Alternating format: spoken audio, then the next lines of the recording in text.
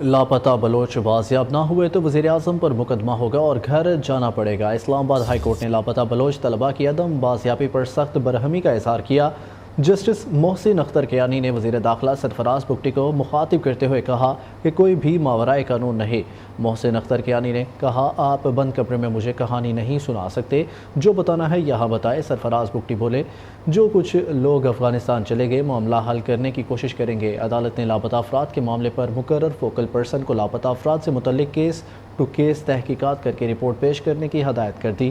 اسلام آباد سے رپورٹ۔ حکومت کی ذمہ داری ہے کہ گمشدہ شہریوں کو بازیاب کرائے۔ یہ المیہ ہے کہ ایف آئی آر درج کی جاتی ہے اور پھر خاموشی چھا جاتی ہے۔ بلوچ طلباء کی بازیابی سے متعلق کیس میں اسلام آباد ہائی کورٹ حکومت پر برہم۔ کیس میں طلبی پر نگران وزیر داخلہ سرفراز بگٹی اور نگران وزیر انسانی حقوق خلیل جارج عدالت میں پیش ہوئے۔ جسٹس محسن اختر کیانی نے کہا کہ پاکستان میں جس کا جو دل چاہتا ہے وہ کرتا ہے۔ کمیشن کی رپورٹ آئی، لیکن سوال یہ ہے کہ کتنے افراد کے خلاف عدالتی کارروائی کی گئی۔ جسٹس محسن اختر کیانی نے دو ٹوک کہا کہ نہ میں کسی کا پیغام مانتا ہوں، نہ ہی مجھے کوئی بند کمرے میں ملنے کی کوشش کرے گا۔ جو بھی بتانا ہے عدالت میں بتائیں۔ جسٹس محسن اختر کیانی نے کہا کہ کوئی بھی قانون سے اوپر نہیں۔ سب کچھ کرنے کے باوجود بھی اگر گمشدگیوں کا سلسلہ جاری ہے تو کیا یہ ریاست کی ناکامی نہیں؟ عدالت نے واضح کیا کہ لاپتہ افراد بازیاب نہ ہوئے تو وزیر اعظم اور وزیر داخلہ کے خلاف مقدمہ درج کرائیں گے۔ جسٹس محسن اختر کیانی نے وزیر داخلہ کو ایک ہفتے میں لاپتہ افراد کے اہل خانہ سے مل کر ان کے مسائل حل کرنے کی ہدایت کی۔ وزارت داخلہ نے لاپتہ افراد کے معاملے پر ایڈیشنل سیکرٹری کو فوکل پرسن مقرر کر دیا۔ عدالت نے درخواست گزار کو تمام لاپتہ افراد کی تفصیلات فوکل پرسن کو فراہم کرنے کا حکم دیا۔